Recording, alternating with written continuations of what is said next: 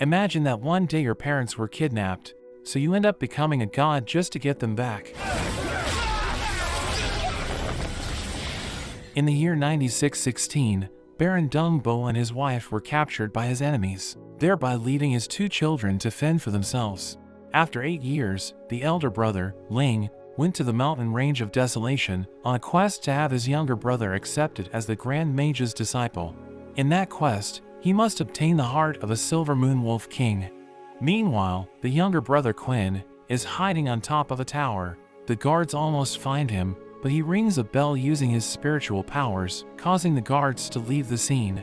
But he soon loses his balance, and he is about to fall to his death. Thankfully, his uncle Tom grabs his arm in the nick of time. Tom pulls him up and then begins to reprimand him.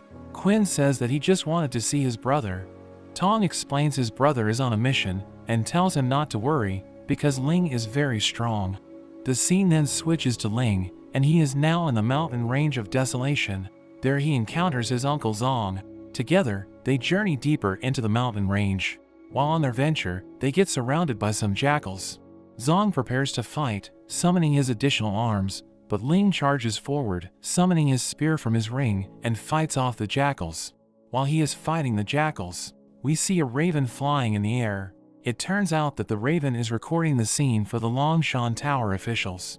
They are impressed by his fighting prowess, but they wonder why such a small event is being recorded when their duty is to survey the world. The Grand Lord, Xian, then appears. One of them explains the event to the Grand Lord, as the group starts mocking Ling. They think it's pointless to watch him since 90% of the people who enter the mountain range end up dead, but the Grand Lord insists that they follow his instructions and keep an eye on him.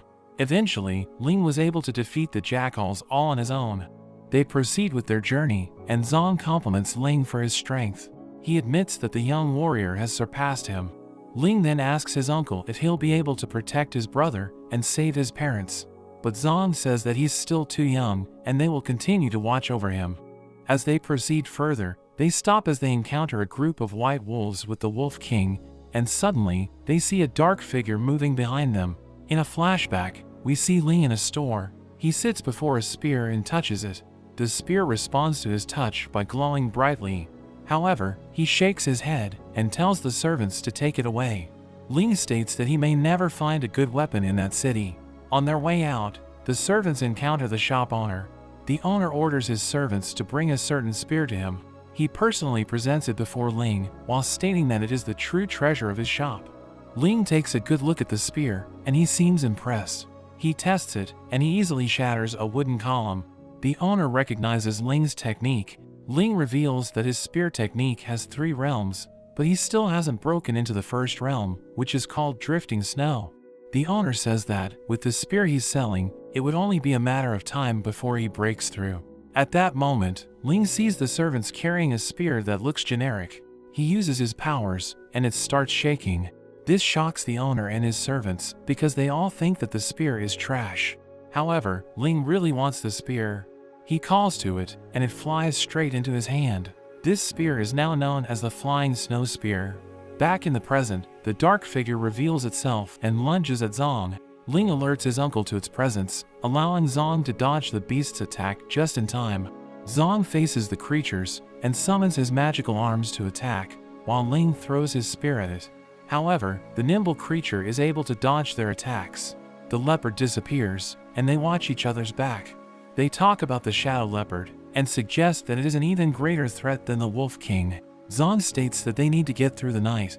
The leopard lunges at Ling, and he counters with a majestic thrust. However, it vanishes and it pounces at him from behind, but Ling was able to repel its attack. Ling tries to finish it off, but it manages to catch the tip of his spear and launch a counterattack. This causes Ling to kneel before the creature and cough up blood. Zong approaches Ling and checks on him. Ling tells his uncle that he will lure the leopard away while Zong escapes. His uncle does not agree with the plan, but Ling tells him not to argue as he dashes toward the creature. Zong chases after Ling, but eventually he loses sight of his nephew. Meanwhile, we see Ling running alone. The leopard leaps at him from above, and he thrusts his spear toward it, and the tip of his spear clashes with its claws. He battles with the beast, and the creature's agility puts Ling at a disadvantage. Ling fights well, but he is still no match for the leopard. He is pushed around since he can't keep up with its speed. Ling eventually falls to the ground. Refusing to give up, Ling tries to reach out for his weapon, but the creature steps on his back. He thinks this is the end and starts crying. Suddenly, he remembers his parents and he gets a second wind. Ling calls out to his spear and it starts flying around and attacking the creature. The leopard gets pushed back, and this gives Ling time to get back up. He grabs onto his weapon and launches a projectile at the beast, which it barely dodges. Ling starts moving super fast, and he gains the advantage over the creature. He is able to land a few blows, and he realizes that he has finally broken into the first realm of his spear technique. Being at a disadvantage, the leopard runs away.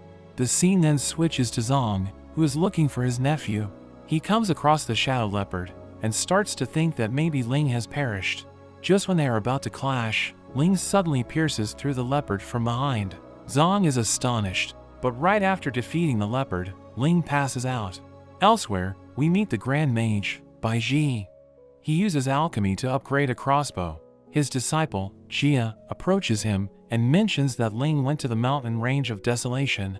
The Grand Mage remarks that he had wanted Ling to back out by giving him a difficult task. Bai Ji wonders where Jia got her information, but he decides not to probe into it, just telling her not to associate herself with shady individuals. Back on the mountain range, Zong sets up camp while Ling recovers from the battle. As Zong was cooking the shadow leopard's meat, Ling wakes up. Zong gives Ling the meat, and he tells him not to be so impulsive next time, but Ling just brags about breaking through the first realm of his spear technique, so he can now use drifting snow. This surprises his uncle, because Ling's father was never able to use it. He is impressed that his nephew can make such great progress in just a few years. Ling remarks that he was only able to do it because of the flying snow spear. They see a raven on the spear, and it turns out to be the same raven that the Longshan Tower officials are using to observe Ling. The scene switches to them once again.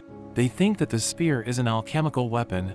Grand Lord Xian states that Ling's spear technique is a remnant of a transcendence life, and one can attain a breakthrough by simply relying on an alchemical weapon, saying Ling must be a genius. Meanwhile, Zong tells his nephew about how the Silver Moon Wolves function as a pack. Since there are only 2 of them, they would be greatly outnumbered, but Ling comes up with a plan. In that plan, he will go straight for the Wolf King, thereby causing the pack to collapse. They attack the wolf pack together and slay the wolves that are blocking the way, but the Wolf King keeps summoning more white wolves to defend him. Upon seeing an opening, Ling charges toward the Wolf King. It breathes fire to defend itself, but it's not enough to stop Ling. The Wolf King lunges at him and pushes him back. Ling uses his acrobatic skills to evade the attacks, but it still manages to hit him. It then breathes fire once again, but Ling evades it by running around the monster. After that, Ling uses drifting snow, allowing him to overwhelm the monster with blinding speed. He lands a number of attacks on the Wolf King, and it drops dead after a few seconds. Meanwhile, Zong struggles against the wolf pack. Ling arrives just in time, and the wolf pack is no match for him, but he decides to withdraw because he didn't want to slaughter the wolves who were just trying to defend themselves. He is reminded of his own mother, who did everything to protect him, and he wonders why his parents were captured. Ling reminds his uncle that after he receives Longshan Tower's Black Iron title, Zong must tell him the reason why his parents got captured. Zong agrees, and Ling ponders about what will happen after he receives the title. Just then, we see 2 bandits spying on them. Meanwhile, in a secret hideout, we meet Jack, the leader of the bandits. 2 cooks stand before him. He throws them a knife and tells them that the survivor gets to serve him. They start fighting each other, and this amuses him. During the fight, the 2 bandits arrive, and they inform Jack about a big score. Jack brings his group to Ling's location. He jumps right in front of Ling and his uncle. He tells them to give him their valuables if they don't want to die, and Jack's group proceeds to surround them. Zong recognizes Jack, and he is about to challenge him, but Ling stops him knowing that he's injured, so Ling prepares to fight. Jack says that Zong must be scared, since he's letting a kid fight for him. They try to intimidate Ling, and he responds by throwing a knife that almost hits Jack's head. Jack orders his archers to fire, and we then see a flashback from 10 years ago.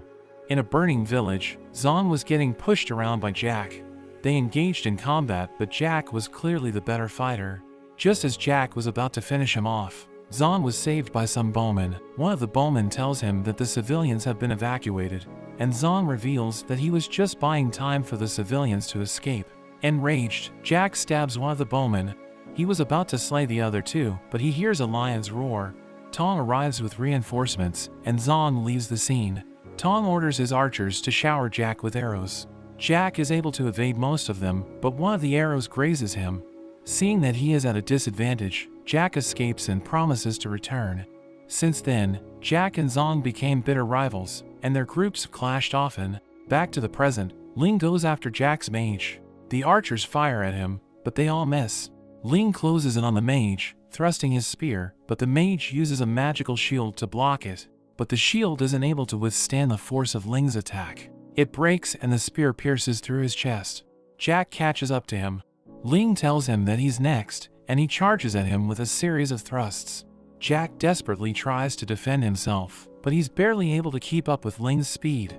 In the end, the flying snow spear pierces Jack's heart and ends his life. Seeing that their leader has fallen, the other bandits run away in fear. Meanwhile, in the Longshan Tower, the officials were surprised to see the result of the battle. Xian appears and asks them if they are now convinced that Ling is special. He then opens the window of the tower, releasing more ravens as he states that Ling is about to make a mark in the world. Meanwhile, we meet Kong Hai and Kong Yu after they had a meeting with Bai Ji. Jia passes through and delivers a letter to her master that reports about Ling. Kong Hai overhears this, and it grabs his attention. While outside, Kong Yu tells her father she was not accepted as the Grand Mage's disciple, but her father tells her not to give up hope. Kong Hai asks his daughter if she remembers Ling, and they decide to make their way to the Snow Eagle territory to visit him. Meanwhile, Ling and Zong find the secret hideout of Jack's group. Jack's lackeys start begging for their lives. The bandits offer them their loot. However, Ling tells them to repent and mend their ways. Suddenly, time stops for Ling, and he begins to panic. Big red eyes start appearing on the ground, and he pulls out his weapon. After that, time resumes for him.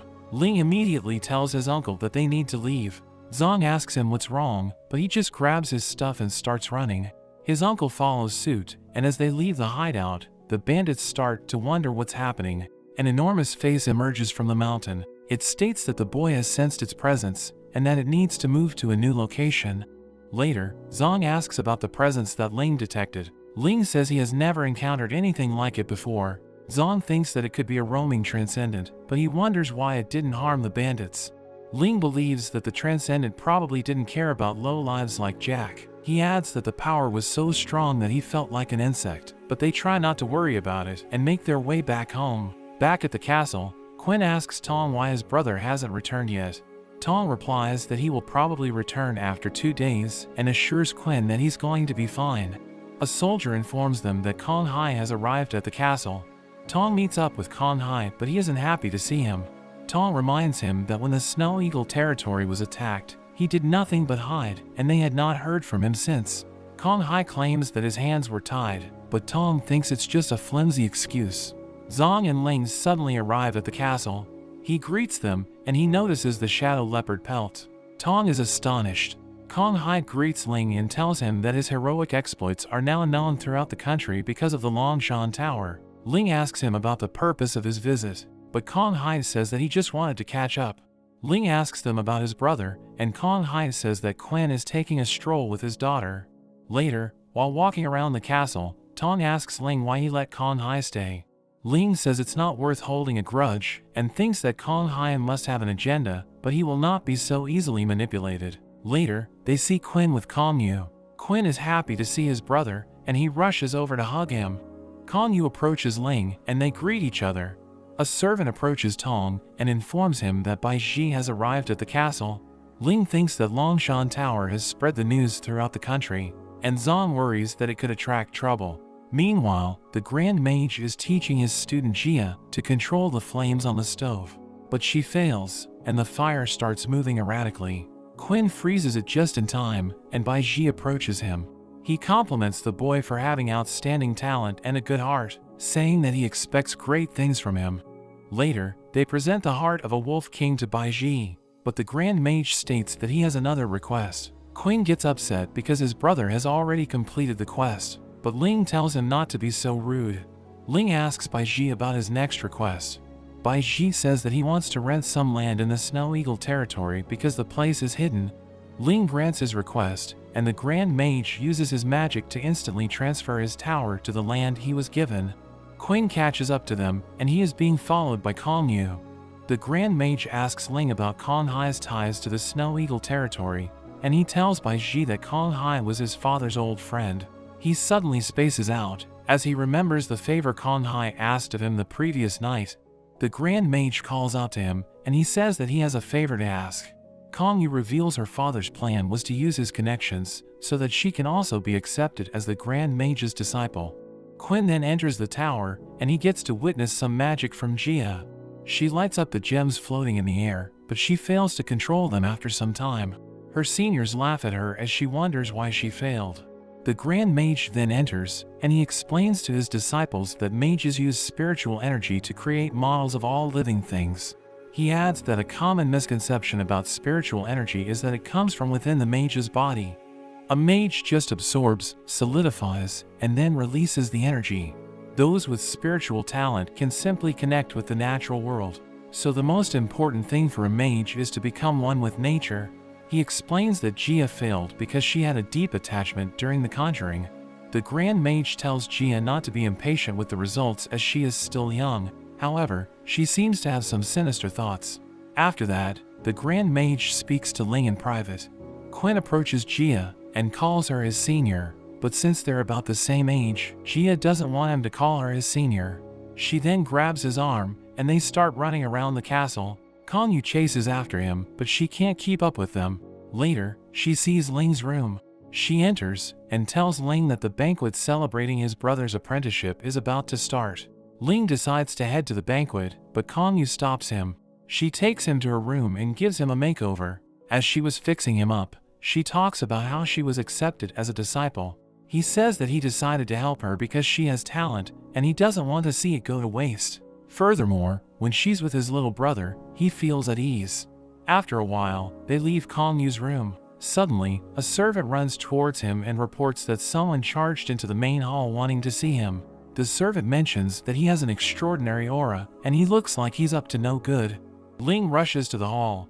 He arrives at the scene and asks his uncle Zong about the intruder. He sees Grand Lord Xian sitting on a chair. He introduces himself, and knowing that he wasn't invited to the banquet, he presents a gift to Ling, and it's the Black Iron title. Ling approaches Xian, and the Grand Lord congratulates him. He takes the Black Iron title, and remembers the promise that his uncle Zong made to him. The next day, Ling approaches Xian. The Grand Lord throws 2 magical scrolls in the air. The scrolls open up, and Xian explains that they are lists of legend-ranked individuals from the Longshan Tower and the Bloodshed Tavern. He adds that the Bloodshed Tavern is full of murderers, and Pang Yun is the strongest among them. The Grand Lord gives Ling the scrolls as a reminder that he is still weaker than everyone on the list, but states that he has the potential to also be on the list. Xian takes the Black Iron title from Ling, and says that with it, Ling can gain merit points which he can use to free his parents. He returns it to Ling, and vanishes with style. Meanwhile, Kong Hai orders his daughter to stay in the castle and get closer to Ling. He asks Kong Yu if she likes Ling, because marrying him is not a bad option. But Kong Yu just avoids the topic. Later, we see the brothers in a meeting with their uncles. Zong explains that Ling now has the Black Iron title, and that he can use it to bring their parents home. Ling asks Zong why his parents were captured. Zong reveals that, 20 years ago, he went to the mountain range of desolation with their father Donghua on a mission from the Moyang family. The goal was to look for their mother, who was running away from an arranged marriage. We see Tong struggling against a group of jackals, but he is saved by their mother, Moyang Mei. They try to escape from the jackals, but they eventually reach a dead end, so she fights the beasts using ice magic. However, Mei struggles against them and they get cornered. Zong and Donghua arrive just in time to save them. Zong tells them that their father immediately fell in love with Moyang Mei, so they didn't take her back to the Moyang family in the end. He thought the Moyang family would just forget about them, but one day, Mei's brother, Moyang Chen, arrived to arrest them both. Although they try to resist, Chen uses overpowering magic. Mei tries to block with an ice wall, but it quickly shatters.